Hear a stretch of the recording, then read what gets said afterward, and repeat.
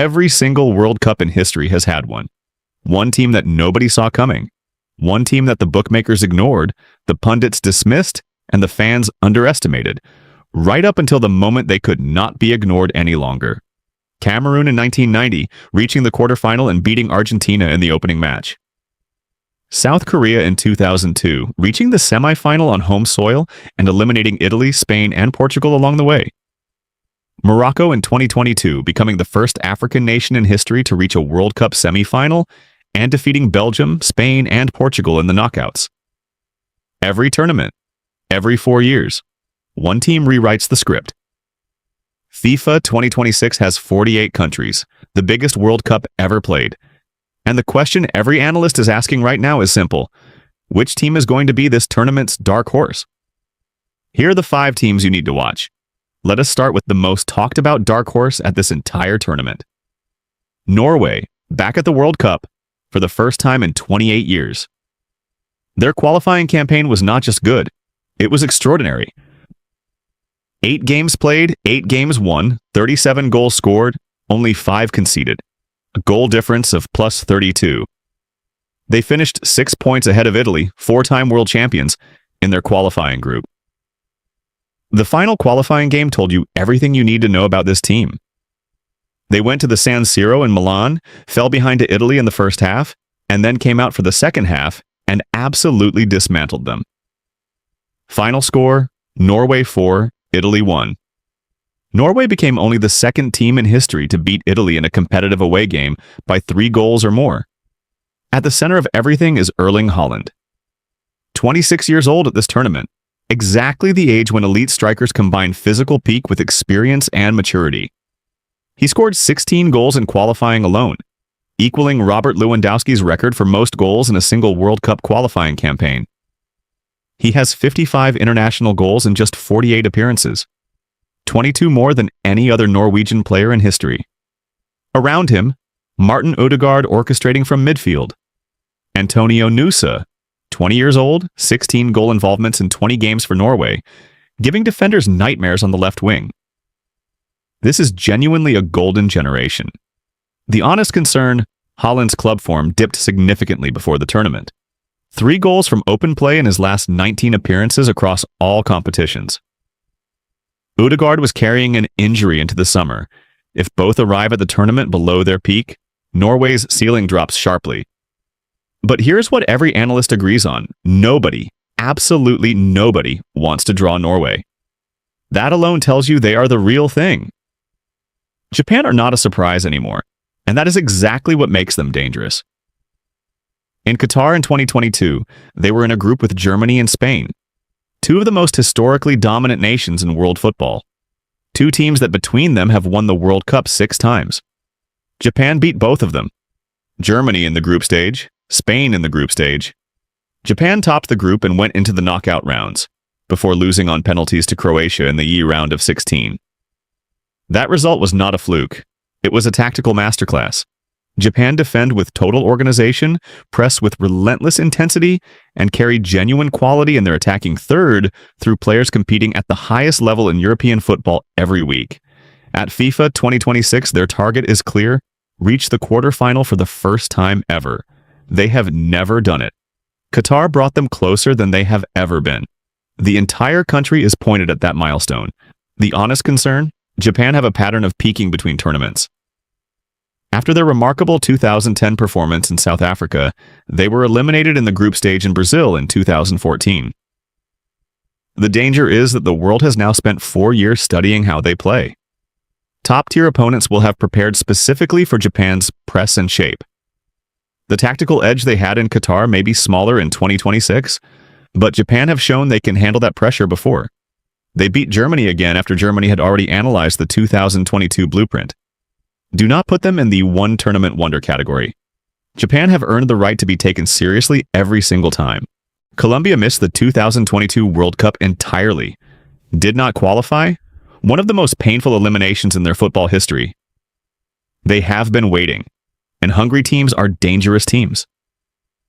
Since that elimination, Colombia have rebuilt into arguably the most exciting attacking squad in South America. They were runners-up at the most recent Copa America.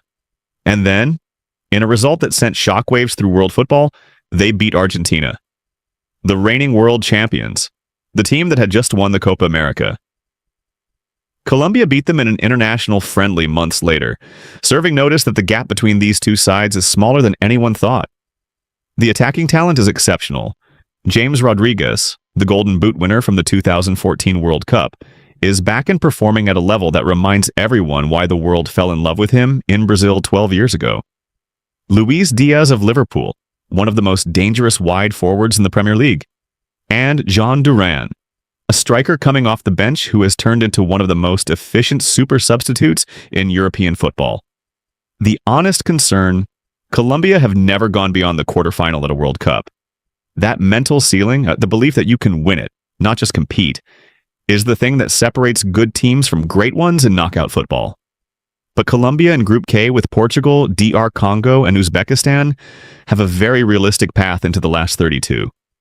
And in the knockouts, with Diaz, James, and Duran, they can hurt anyone on a good day. Here's the honest truth about Morocco. Calling them a dark horse at FIFA 2026 almost feels disrespectful. In Qatar in 2022, they did something that African football had spent 92 years of World Cup history trying to do. They reached the semi-final, the first African nation ever. Along the way, they beat Belgium, ranked third in the world. They beat Spain on penalties. They beat Portugal, Ronaldo and all, in the quarterfinal. They did it with a defensive structure so disciplined, so organized, so difficult to break down, that world-class attackers were left standing in the middle of the pitch, completely out of ideas. And since then, they have improved.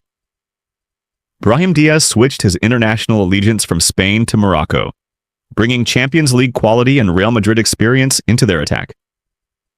Bilal El Khanous, Amine Adli, and Ilyesa Ben Seguir have strengthened an attacking unit that was always Morocco's relative weakness in Qatar. The trademark defensive organization remains completely intact. The honest concern, everyone has studied them now. The semi-final run in 2022 was partially built on surprise, on opponents not knowing exactly how to break Morocco down until it was already too late. That surprise factor is gone. Morocco will be prepared for. Every team in the knockout rounds will have a Morocco-specific plan. But Morocco's response to that concern is very simple. They were not just lucky in 2022. They were better than the teams they beat, and they believe they can do it again. The most underrated factor at any World Cup is where you are playing. Home tournaments change everything. France hosted the 1998 World Cup and won it for the first time in their history. Germany hosted in 2006 and reached the semi-final. South Africa hosted in 2010. Their own country reached the last 16. Brazil hosted in 2014. Argentina hosted in 1978 and won. When a nation plays a World Cup in front of its own people, in its own stadiums, in its own cities, something shifts. The United States are hosting in 2026, and they are doing so with the best squad they have ever assembled. Christian Pulisic, captain, talisman, Champions League level quality. A squad built across the Premier League and European football, coached by a manager with elite pedigree. Group D opponents, Australia, Paraguay, and Turkey, represent a genuinely manageable path to the knockout stage. If the United States come out of the group stage in form and momentum, playing in front of 70, 80, 90,000 of their own supporters in the knockout rounds, that becomes one of the most difficult atmospheres any visiting team has ever had to manage. The honest concern, the USA have never gone beyond the quarterfinal. Mental belief at the very highest level of knockout football, the certainty that you can actually win a World Cup, is something their squad has not yet been tested to prove. But home advantage is real, home crowds are real, and any team that underestimates the United States and North America in the summer of 2026 will be making a very serious mistake. 5 dark horses, all different, all dangerous in completely different ways. Norway with the best striker in the world and 28 years of hunger. Japan with the tactical blueprint that has already shocked 2 World Cup giants. Colombia with the returning star, the hungry squad, and the point to prove. Morocco with the semi-final experience and a squad that has quietly got better. And the United States, playing at home in front of their own people at the biggest sporting event their country has ever hosted. Here is the pattern that matters. Cameroon 1990 went to the quarterfinal. South Korea 2002 went to the semifinal. Morocco 2022 went to the semifinal. Each time the dark horse went further than the one before. FIFA 2026 has 48 teams, 12 groups, and the most complex tournament structure in World Cup history. There are more paths to the final than ever before. There are more opportunities for a team that nobody expected to be standing under the lights at the MetLife Stadium in New Jersey on July 19th, the night of the final. The question at this tournament is not whether there will be a dark horse story. There will be. There always is. The question is, which one? June 11th. North America. We are about to find out.